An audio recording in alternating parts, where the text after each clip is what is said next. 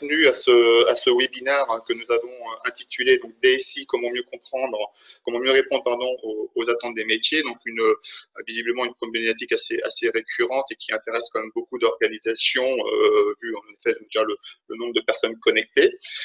Donc pour ça, nous allons vous présenter comment la DSI du groupe SNI a fait face à cette problématique. Donc ce webinaire se voudra sous forme d'un retour d'expérience. Avant cela, donc une petite rapide présentation des intervenants de ce webinaire. Donc tout d'abord Robert Bouchereau et moi-même Jacques Pocher, donc consultant chez ASI. Donc Robert qui a en charge l'expertise et l'intégration de la solution Siforma, et moi-même, donc Jacques Pocher, sur l'expertise organisationnelle. Ensuite, Fabrice Desnoyelles, ingénieur d'affaires du compte, ingénieur d'affaires Siforma du compte SNI, donc interviendra pour présenter en quelques mots la solution. Et puis, donc nous avons également donc le plaisir d'accueillir donc Sébastien Nila, qui est le chef de projet de la mission côté SNI. Et qui est en charge de l'animation actuellement donc de la cellule PMO, donc suite à la mise en place de cette démarche. Donc Sébastien vous fera le plaisir de partager son retour d'expérience de la démarche et contribuera donc également donc à la réponse à vos questions durant la session de questions-réponses en fin de webinaire. Donc merci à Sébastien en tout cas de sa présence. Un rapide coup d'œil de l'agenda pour avoir le timing. Donc, on s'est fixé 1 heure. On va faire une présentation d'environ 10 minutes. Donc, ensuite, présenter la démarche qui nous a amené à mettre en place et comment on a mis en place, en effet, la solution. Et puis, ensuite, naturellement, donc, la démonstration de ce qui a été fait, démonstration dans l'outil Siforma. Retour d'expérience, comme je disais, donc de Sébastien Nila sur pour le retour de la SNI. Et puis, donc, naturellement, une session de questions-réponses. Nous ferons le plaisir de répondre à toutes vos interrogations au sujet qu'on n'aurait pas pu aborder durant ce séminaire. Voilà, donc un rapide coup d'œil, rapide aperçu de déjà qui nous sommes, qui est ASI. Donc ASI, c'est aujourd'hui près de 360 collaborateurs en France, compétents dans les métiers du conseil, marketing digital, mais également donc, de l'expertise technologique. À noter que l'actionnariat est aujourd'hui principalement salarial.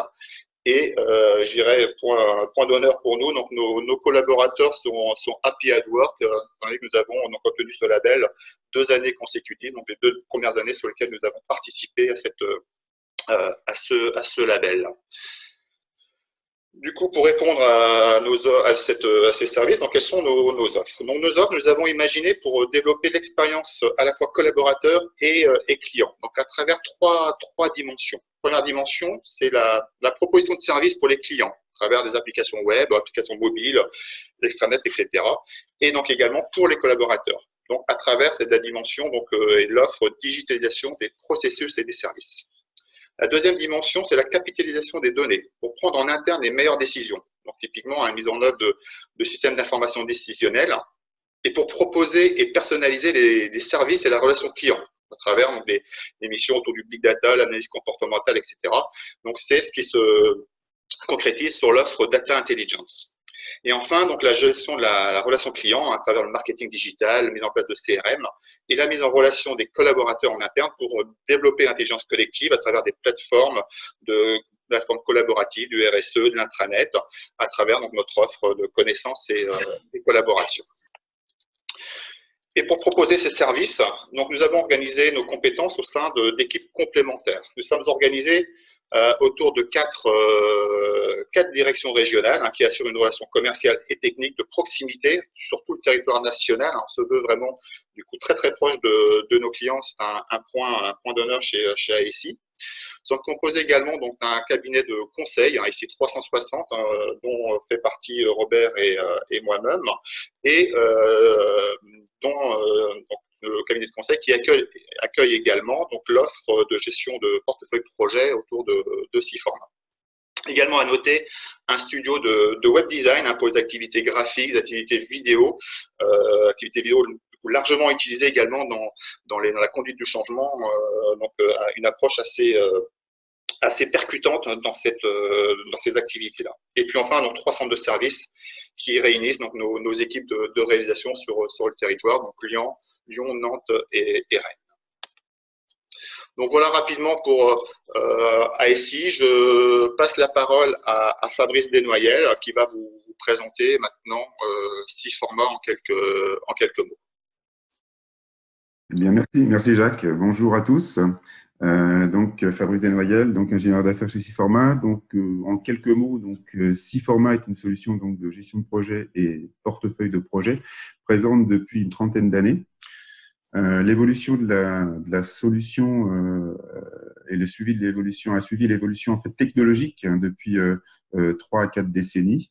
Donc la solution SIFORMA en trois grandes étapes, c'est quoi? C'est en fait la partie en fait PSN et PSN8, c'était les versions en fait monoposte sous MS-DOS ou sous Windows. PSNext, donc version client-serveur depuis 2003. Donc c'était un client lourd, donc on allait pouvoir partager l'information et puis partager les projets. Et SIFORMA, un grand pas technologique aujourd'hui avec une version full web HTML5 qui fonctionne avec un simple navigateur. Donc aujourd'hui, c'est une solution très légère et totalement propice à être utilisée via le cloud et plus particulièrement donc le cloud SIFORMA. Donc nous sommes environ 180, un certain nombre d'utilisateurs comme vous pouvez le constater. Notre rôle éditeur, conseil, formateur et support. Donc nous nous entourons de partenaires certifiés tels que ASI Informatique qui fait partie de nos partenaires les plus actifs du réseau, si ce n'est le plus actif. Donc un petit clin d'œil à ASI. Donc la solution SIFORMA, c'est 3 grands axes. Donc 3 grands axes, en fait, avec la partie au centre, le cœur de l'outil, en fait, la partie pilotage opérationnel.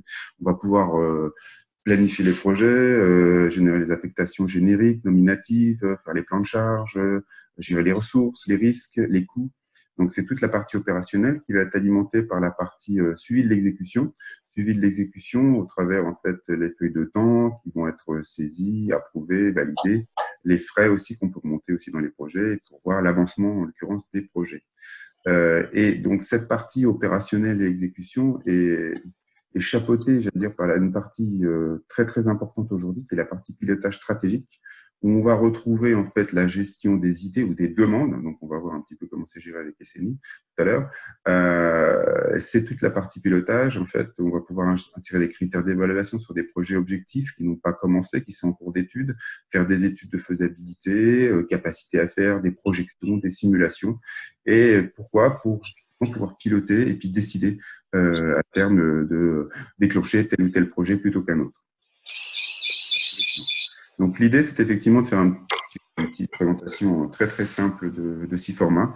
Donc cette partie stratégique va être abordée lors de la présentation donc et au travers en fait ce webinaire. En fait, je vais redonner la main à ASI en fait pour cette présentation et puis pour continuer sur le contexte. Très bien. Donc, pour mieux comprendre la démarche, je voudrais vous mettre dans le contexte du groupe SNI. Donc, en effet, qui est la SNI? Donc, la SNI, en effet, n'est pas forcément très connue de tous. Pour beaucoup, en effet, dans le milieu immobilier la connaissent, pas forcément tout le monde. Pourtant, la SNI est est un acteur majeur dans le logement en France, un logement principalement social. Puisqu'elle gère plus de 348 000 logements et loge près d'1 million de personnes sur le territoire. À noter que c'est également une filiale de la Caisse des dépôts. Donc on sent qu'à travers ces chiffres-là, et c'est éloquent, donc la SNI est quand même très très présent sur le territoire. Donc son offre de service est également donc très large, car on retrouve l'hébergement d'urgence, les logements sociaux, voire très sociaux, les foyers Sonacotra qui peuvent peut-être parler à certains d'entre vous, des logements intermédiaires, logements libres, les résidences étudiantes pour les jeunes travailleurs, des foyers établissements pour personnes âgées, plus connus sous le nom d'EHPAD, l'accession sociale à la propriété, et enfin donc la copromotion immobilière et l'aménagement. Donc un acteur, on disait, très très présent et très très conséquent sur le marché.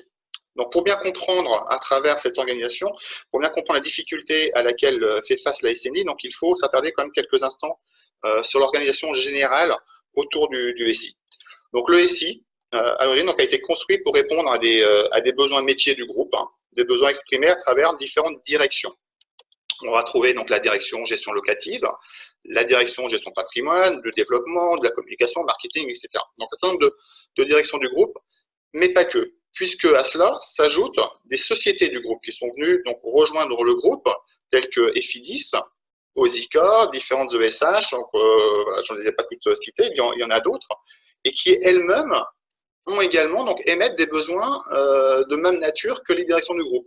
EFIDIS, par exemple, a besoin en gestion locative, en gestion de patrimoine ou autre, OSICA de même, etc. Donc toutes ces demandes sont ensuite orchestrées donc à travers la DSI sous forme d'un GIE informatique. Et naturellement, donc toutes ces structures-là émettent des besoins d'évolution ou de modification du SI, des fois indépendamment, donc des unes des autres. Donc on retrouve un SI partagé, composé d'applications diverses, avec des applications de taille différentes, de couverture de services différents, de périmètres différents. On peut retrouver au sein de certaines applications des modules qui peuvent être dépendants ou indépendants entre eux. Certaines applications présentent même des adhérences très fortes entre elles, d'autres un peu moins, et les services donc, fournis par ces applications sont utilisés par les directions ou les sociétés du groupe, qui présentent elles-mêmes des tailles différentes, donc du coup des besoins également différents en fonction de leur périmètre. Donc on aperçoit bien au travers, ce schéma, le rôle de la DSI qui doit faire face à des besoins concernant tout ou partie du SI, tout ou partie des applications, partagées ou pas, qui se confrontent également à des besoins ici des différentes sociétés utilisatrices, des sociétés de taille différentes, d'organisation, de modes de fonctionnement différents, et puis surtout donc, des besoins d'évolution qui naturellement, comme on l'a vu sur le slide précédent, peuvent impacter une ou plusieurs applications, une ou plusieurs structures utilisatrices. Et le tout avec une exigence majeure pour la DSI, qui est de satisfaire équitablement donc l'ensemble de ses clients. Et c'est là tout l'enjeu d'une démarche organisée autour de la demande et du portefeuille de projet.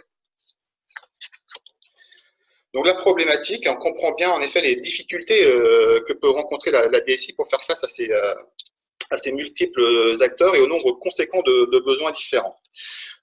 Tout d'abord, on va rencontrer des difficultés de manière chronologique lors de la préparation du comité, et plus spécifiquement, on va dire, du comité qui prépare le plan projet annuel, donc avec tous les projets qui doivent être lancés dans l'année.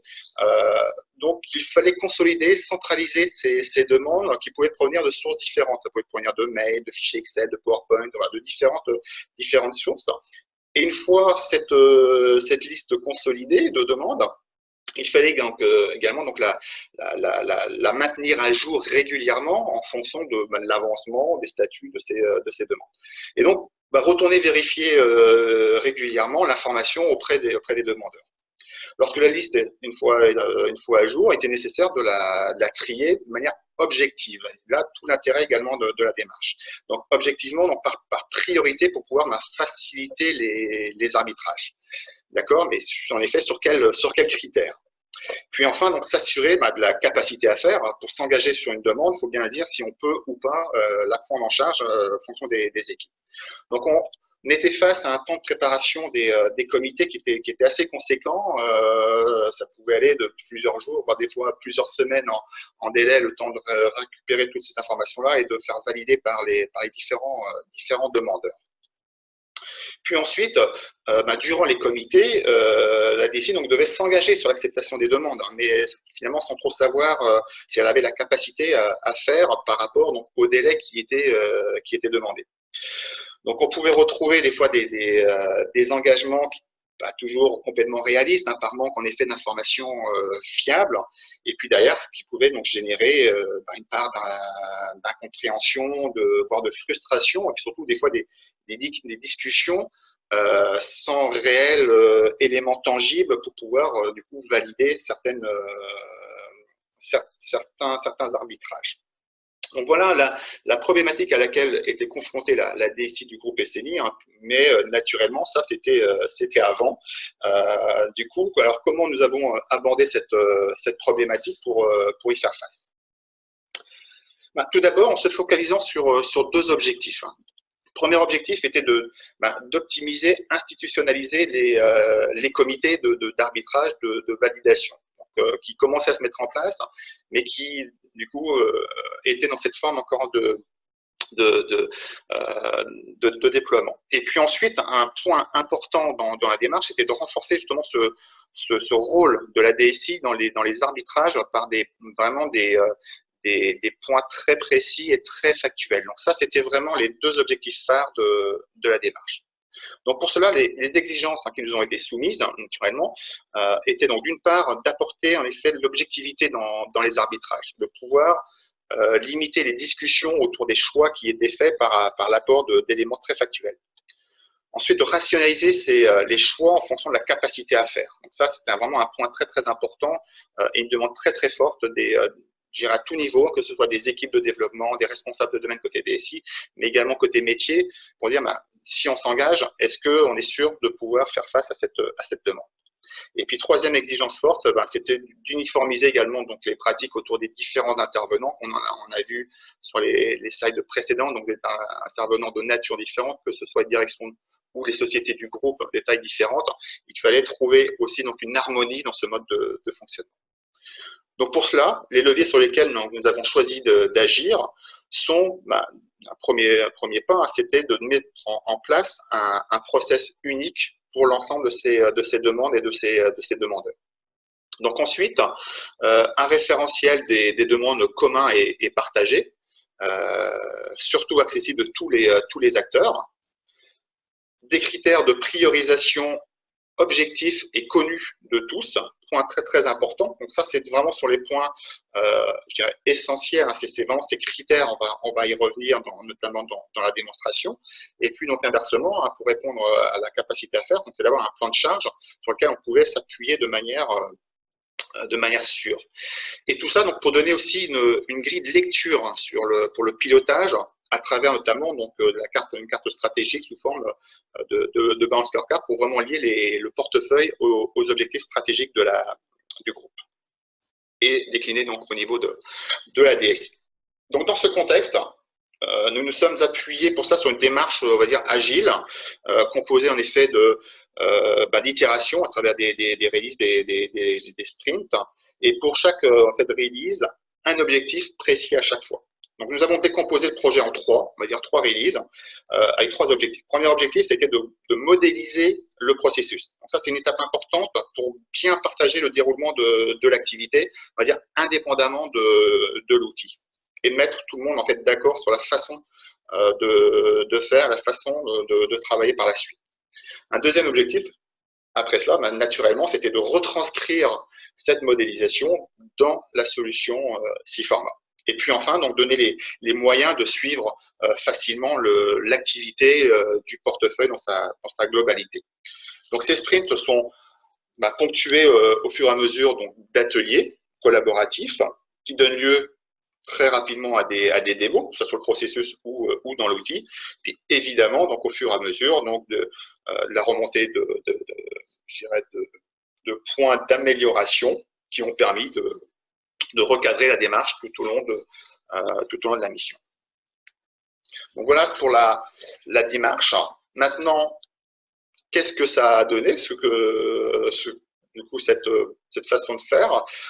Donc le processus suivant a été donc mis en place. Donc avant tout, pour bien comprendre, on a mis en place ou renforcé en tout cas des comités, des instances existantes.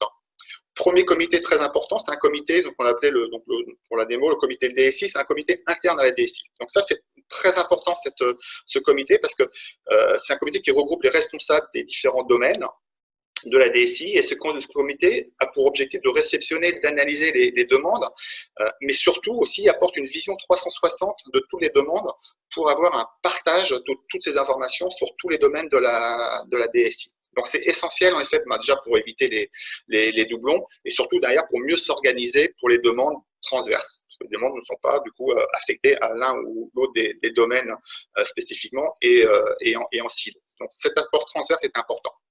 Deuxième comité mis en place, un comité d'arbitrage. Donc là, c'est une instance mixte entre métier et DSI, donc une instance souveraine de validation des demandes. Donc ces deux comités importants à bien comprendre pour comprendre le déroulement. Donc une demande peut être émise, principalement des demandes fonctionnelles qui proviennent des métiers ou des sociétés, mais c'est aussi des demandes qui peuvent provenir de la DSI elle-même sur des projets internes. Ces demandes passent dans un premier temps par le comité DSI, qui va donc le qualifier ou partager. Donc ensuite, cette demande va être qualifiée pour pouvoir être présentée dans le comité d'arbitrage, qui lui, donc en fonction de ce qui a été vu, va permettre de valider le lancement ou pas de l'instruction. Donc l'instruction, en fait, c'est le cadrage de cette demande. Donc avant de lancer le projet, il y a une phase de cadrage qui est importante, qui va permettre en effet d'aller un tout petit peu plus loin dans le détail, mais pas aller trop loin non plus pour ne pas, je dirais, passer trop de temps et consommer trop de charges et trop de crédit à cette demande pour pouvoir être sûr de pouvoir la lancer. Donc, à la suite de cette instruction, donc, est rédigé ce qu'on appelle un dossier d'engagement, un dossier de cadrage comportant donc le planning, les coûts surtout, le ROI attendu sur le projet, qui va pouvoir être présenté lors de la phase d'engagement au comité DSI dans un premier temps, et surtout donc au comité d'arbitrage, qui lui va in fine donner son avis sur le lancement ou pas du projet de réalisation. Donc voilà le déroulé de manière assez simplifiée, mais qui permet de voir en effet les différentes instances et le rôle de ces instances et de validation de ces demandes. Donc on va illustrer ces propos après dans la démonstration, mais concrètement, dans 6 formats, comment ça se présente? Donc pour ceux qui ont l'habitude en fait de voir le process 6 formats, on retrouve 2 processus principaux, le processus lié à la demande qui est émise et qui a une durée de vie très très courte, un cycle de vie très court, puisque la demande, une fois validée, donc réceptionnée par la DSI, va rentrer dans un cycle de validation interne avant d'être lancée sous format de projet. Donc ça, c'est la représentation que l'on retrouve dans l'outil 6 formats, et on voit bien que la modélisation a bien été calquée sur ce qui a été décrit par la suite. Donc avant de passer la main à Robert sur la partie 6 formats pour la démonstration, donc je vais brièvement vous tracer le scénario. Donc on va le faire en 2 temps. Premier temps, très rapide, c'est on va se connecter avec un utilisateur qui représente un demandeur d'une direction métier. Donc on a pris la gestion locative pour la démo. Donc il va créer cette demande. Et puis ensuite, on va se reconnecter avec un utilisateur côté SI, donc qui est un responsable du domaine justement de gestion locative côté SI, et qui va réceptionner ces demandes. Et puis on va voir du coup le déroulé de cette demande jusqu'au lancement sous format de projet. Donc je vais donner la main à Robert, et pour cela je partage mon écran sur l'application. Voilà, merci Jacques. Donc Robert Bouchereau, consultant chez ASI 360, certifié 6 formats, et je travaille depuis plusieurs années sur la solution et son implémentation auprès de nombreux clients. Donc ça fait depuis environ 7 ans que je connais le produit, donc j'ai connu la version 3, voire la 2 même, puis les différentes versions successives du produit. Donc pour la démo d'aujourd'hui, les données ont été anonymisées, et je vais donc me connecter avec 2 profils utilisateurs. Donc je vais me connecter en tant que membre d'une direction de la gestion locative. Donc, comme vous voyez, l'application est accessible directement depuis un navigateur web. Donc j'accède à une page d'accueil personnalisée ici. Et en fonction de mon rôle utilisateur, je vais avoir accès à différents espaces de travail. Donc on va retrouver la gestion de la demande, la liste des demandes présentées, la liste des projets. Donc, ce qui va nous intéresser aujourd'hui, ça va être d'aller sur la gestion des demandes. Donc, dans SIForma, ce qu'on appelle un espace de travail qui va me permettre, ici par exemple, de choisir la direction gestion locative. Et du coup, je vais arriver dans un espace de travail qui va me présenter une synthèse des demandes, donc de façon graphique, par état du processus, par domaine fonctionnel, et je vais retrouver la liste des nouvelles demandes qui ont été créées. Donc là, je vais créer une nouvelle demande. Donc pour la démo, donc ça va être une demande concernant des nouveaux rapports pour la gestion des contrats.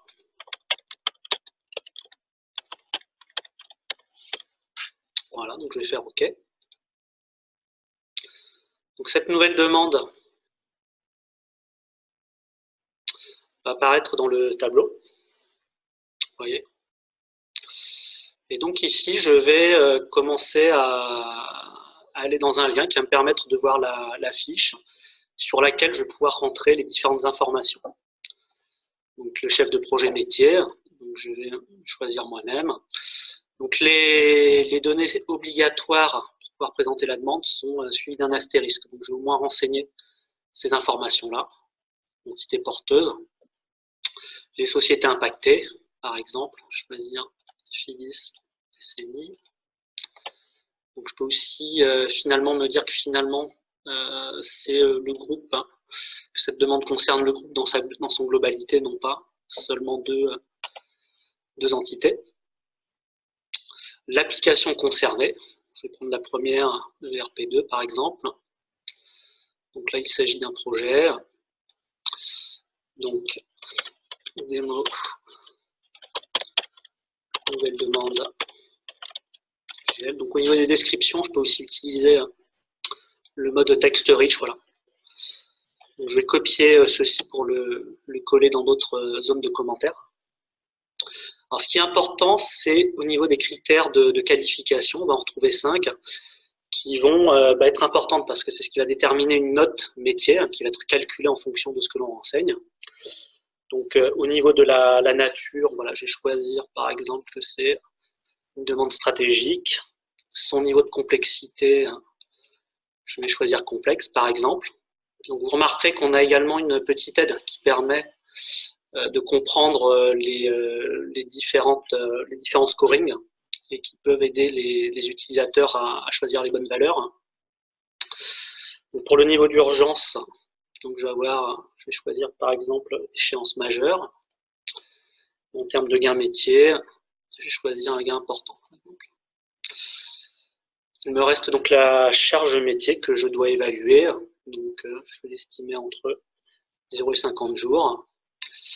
Et ce qui va être important également, ça va être de renseigner une date de lancement souhaité du projet. Donc, je vais choisir la date du 2 avril et puis une mise en production souhaitée en 2019, au mois de mars par exemple. Voilà. Fin mars 2019. Donc, vous voyez que la note métier est calculée. Et là, je vais renseigner les informations complémentaires.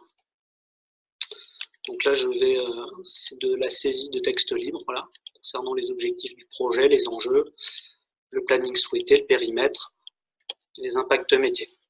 Donc tout ceci va permettre, quand on va présenter la demande, va permettre lors du comité DSI de pouvoir y trouver toutes les informations nécessaires pour effectuer les arbitrages. Donc à ce stade, une fois que j'ai saisi toutes les informations, je vais pouvoir présenter la demande. Donc comme vous voyez, c'est une façon de... Donc cette interface est commune à l'ensemble des directions et leur permet bien sûr d'avoir une vision de l'ensemble des demandes. Donc là, je peux saisir un commentaire lorsque je la présente. Voilà. La demande est validée par la gestion locative. Hop, et je vais le fermer. Donc maintenant, ce que je vais faire, je vais me connecter avec un deuxième rôle utilisateur. Donc là, je vais me déconnecter. Et je vais prendre la casquette d'un responsable domaine SI. Donc là, je vais me connecter. Donc ici, sur la page d'accueil, j'ai accès à d'autres espaces de travail. Donc en fonction du profil qu'on a, on va avoir accès à différentes fonctionnalités. On peut aussi avoir des liens vers des liens externes, vers des espaces documentaires ou des éléments externes à SIForma. Donc, on a un petit rappel du processus également. Donc, pour résumer ce qui s'est passé depuis le début, donc on a eu une personne, une direction métier qui a émis une demande. Et là, on va se situer au niveau du code SI, sur lequel on va regarder quelles sont les demandes qui ont été présentées. Donc, on peut accéder à l'ensemble des demandes. Et pour la démo, je vais juste me concentrer sur les demandes émises par la gestion locative. Donc, comme vous voyez, elles sont triées par les dates de dernière modification et je vais retrouver ma demande concernant les nouveaux rapports de gestion des contrats. Donc ici, je vais pouvoir, au travers du lien ici, voir ce qui a été soumis par la direction. Donc je peux voir à quelle date ça a été fait, par qui, avec éventuellement un commentaire. Donc si toutes les informations sont correctes, je peux dès à présent réceptionner la demande, ou bien je pourrais également retourner la demande si des informations me semblent incomplètes, ou l'annuler s'il s'agit éventuellement d'un doublon ou autre. Donc je vais réceptionner la demande. Donc je vais également mettre un commentaire. Demande validée par la DSI. Voilà. Par le responsable du domaine gestion locative. Et je vais fermer. Donc dans SIForma, un projet va réellement se créer dès à présent. C'est vrai que jusqu'à présent, on était vraiment sur un objet demande qui n'avait pas de planning. Là, donc, le fait de l'avoir réceptionné, ça me permet de le retrouver pour se retrouver dans la phase de qualification. Donc là, je suis retourné à l'accueil. Donc là, ce qui s'est passé, c'est que cette demande-là a été réceptionnée, puis on va pouvoir rentrer dans la phase de qualification. Donc je vais aller dans cet espace de travail, demande à estimer. Donc je vais choisir la gestion locative, et du coup je vais retrouver l'ensemble des demandes de la direction avec le scoring associé aux différentes demandes. Donc ici, elles sont triées par notre métier. Donc je vais retrouver ma demande démo avec les principales informations. Et elle est dans l'état du processus à estimer. Donc ici, je vais aller sur le projet qui a du coup été créé dans SIForma. Et l'idée, ça va être de renseigner des informations de qualification un petit peu plus précises. Je vais préciser par exemple le nom du chef de projet associé à cette demande. Donc ici, je retrouve ce qui avait été renseigné au niveau de la demande. On va passer aux onglets suivants. Donc le premier, c'est des estimations. Donc l'idée ici, ça va être de faire une macro-estimation des charges par direction. Donc concernant cette demande-là, vu qu'elle concerne la gestion locative, je vais faire une estimation de 120 jours, par exemple. Et puis, comme ça concerne des rapports, je vais inclure également la direction BI pour 90 jours de charge, côté SI. Donc là, je vais également pouvoir vérifier si les estimations de date sont correctes ou pas. Donc celles-ci, on va les laisser telles quelles. Et puis, on va passer à nouveau aux critères d'évaluation. Donc ici, dans cet écran, on peut retrouver la note métier qui avait été scorée par la direction métier. Mais en tant que DSI, je peux également affiner la notation. Par exemple, pour éventuellement mettre à jour la complexité, finalement, en estimant que finalement cette demande est plus complexe que prévu. et mettre également le scoring concernant la charge DSI, donc qui ici est comprise entre 150 et 300 jours. Et ceci va me permettre de calculer une note globale, finalement, qui est calculée suite à cette critérisation côté DSI. Alors, on pourrait également y ajouter des coûts du projet, donc je ne vais pas le faire, mais c'est juste pour vous montrer qu'on peut également y renseigner les informations de coûts. Donc à ce stade, on va faire avancer la demande et puis on va la qualifier du coup, d'accord? Donc je vais cliquer sur ce petit bouton et puis rajouter un commentaire. Donc cette demande d'instruction est acceptée par la DSI. Donc là, l'idée, c'est vraiment de se dire, finalement, parmi l'ensemble des demandes qui nous ont été présentées, celle-ci a été qualifiée et on va pouvoir essayer de commencer son instruction.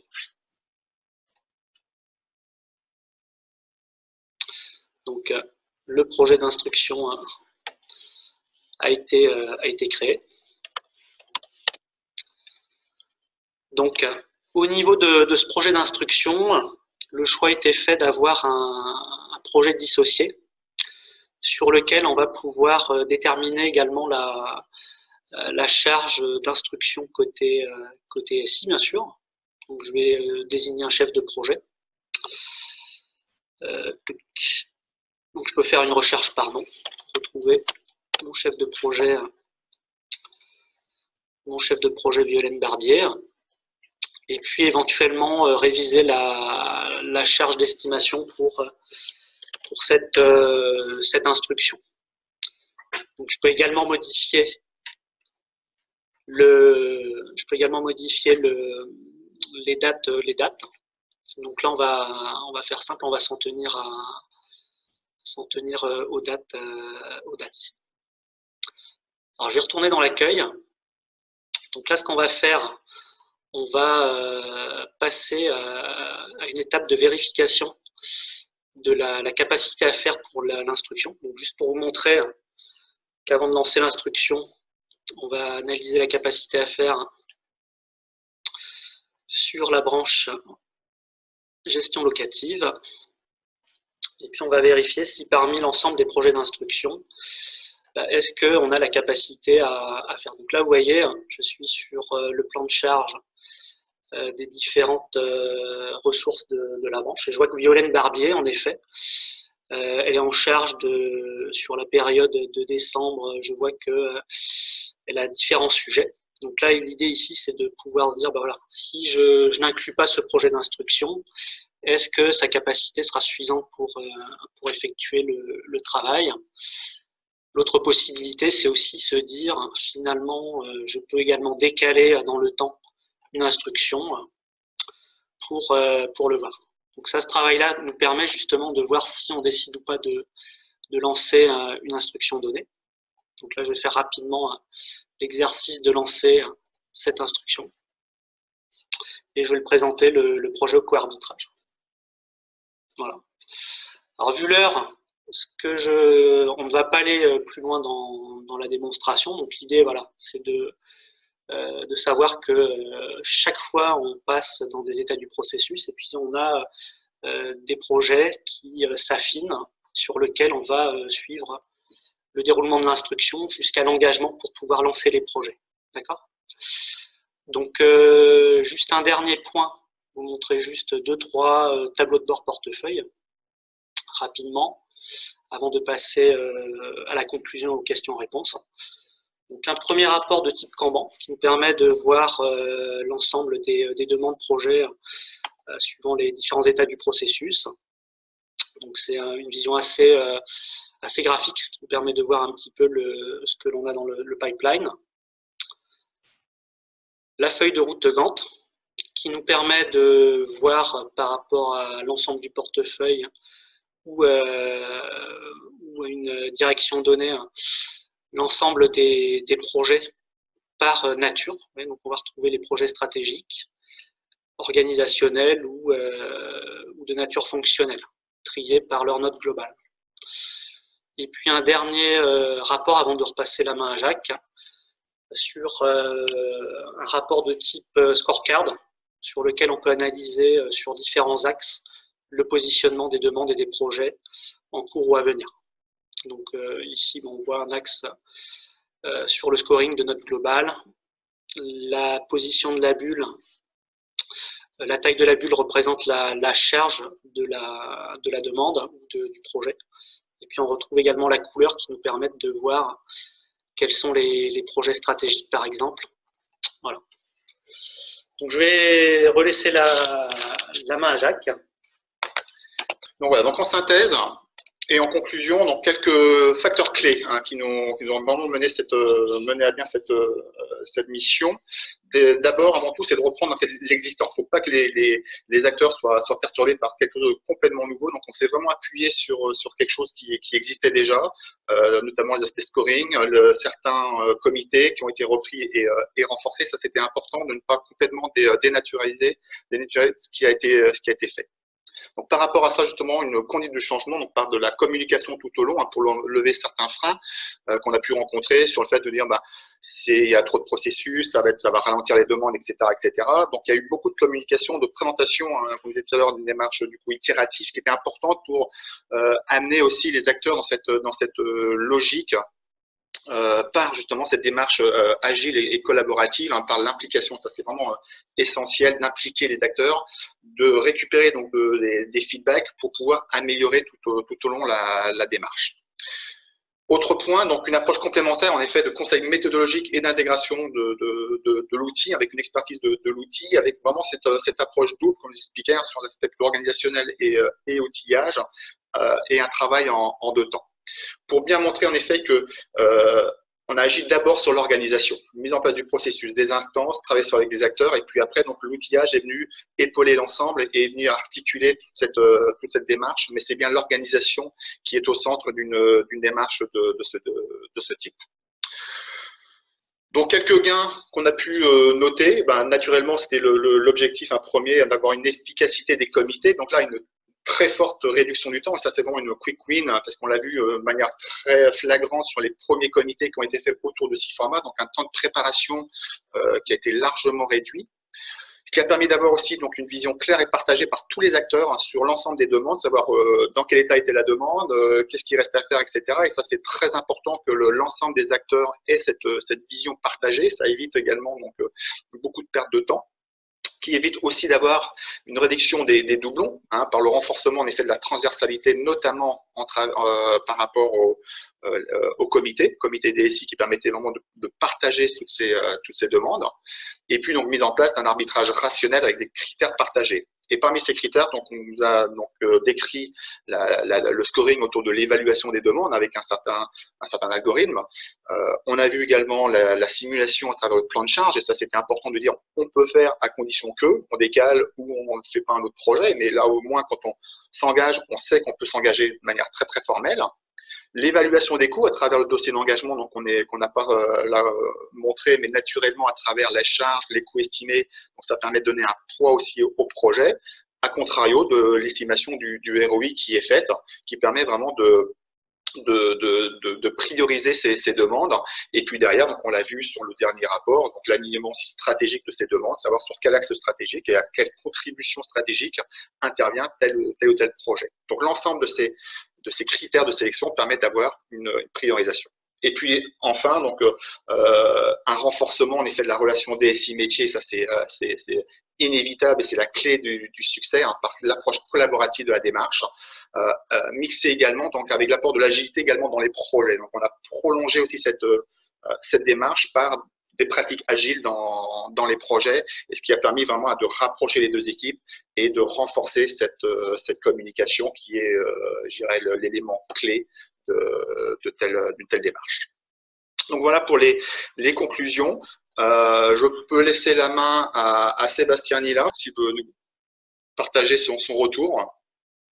Pas de problème. Merci Jacques pour cette présentation. Donc moi, un bref retour d'expérience sur ce projet, ou sur cette démarche plutôt, parce que ce projet est toujours d'actualité, parce il y a toujours de nouveaux éléments. On a la principale exigence, enfin, le premier niveau du fait que notre société grandit et absorbe pas mal d'éléments organisationnels chaque année. Et donc la DSI initialement s'est construite par briques et n'a jamais pris le temps d'industrialiser. Donc ça, c'était le premier point fort. Et du coup, nous, d'un autre côté, on a fait un audit qui a remonté certains éléments d'organisation à mettre en œuvre. Donc organisation plus outillage. Donc on a mis cette démarche en œuvre en début 2016 avec ASI et format. Ce qu'on en retire maintenant, on est plutôt dans une partie d'amélioration continue sur deux niveaux. Donc on a le niveau, on en a parlé beaucoup sur la partie relations métier. Donc leur exigence principale, c'était plutôt de la transversalité, de la fluidification et surtout de la prise en charge de leurs besoins.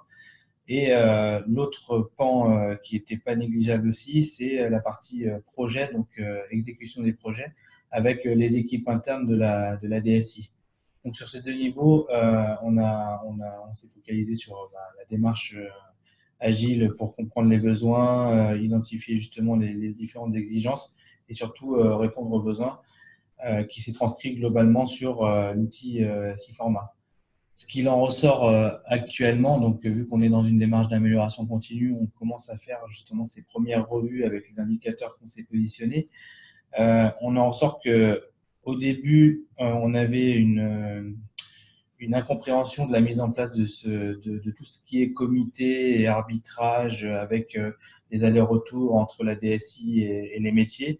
Mais finalement, que ça donne une bonne visibilité, de bons échanges et surtout des échanges constructifs pour pouvoir se focaliser sur les bons projets. Parce qu'initialement, on avait des besoins complètement isolés qui étaient poussés d'une direction ou d'une autre. Et maintenant, on se focalise beaucoup sur le fait que un projet doit être lancé sur différents critères et notamment sur des besoins globaux et pas forcément unitaires à une direction.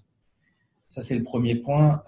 Côté opérationnel, chez nous, on avait aussi ce besoin d'identifier la capacité pour pouvoir répondre aux besoins. Et on s'est beaucoup focalisé justement sur le point de l'instruction, parce qu'on a pas mal de demandes de projets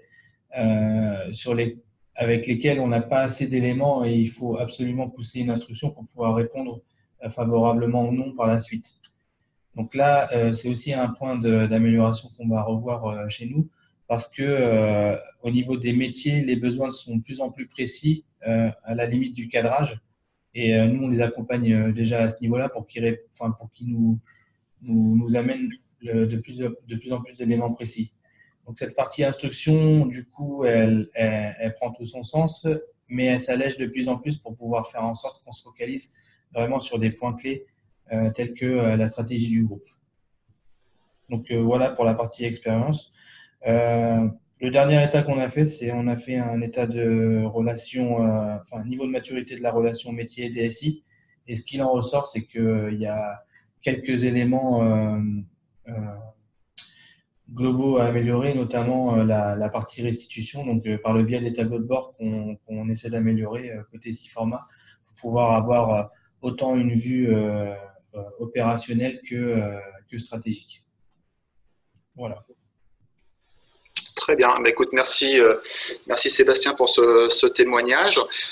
Naturellement, pour toute question complémentaire qui vous serait venue par la suite, n'hésitez pas à revenir vers nous, puisqu'on disait la démo permettait de voir qu'une petite partie, beaucoup de choses n'ont pas été forcément présentées, et donc on se tient naturellement à votre disposition pour tout complément d'information si vous souhaitez aller un peu plus loin dans cette démarche. Donc en tout cas, merci de votre présence, merci de vos questions aussi très, très intéressantes et enrichissantes. Et nous allons du coup clore ce webinaire pour aujourd'hui. Et encore un grand merci à Sébastien pour sa participation et son retour sur la démarche.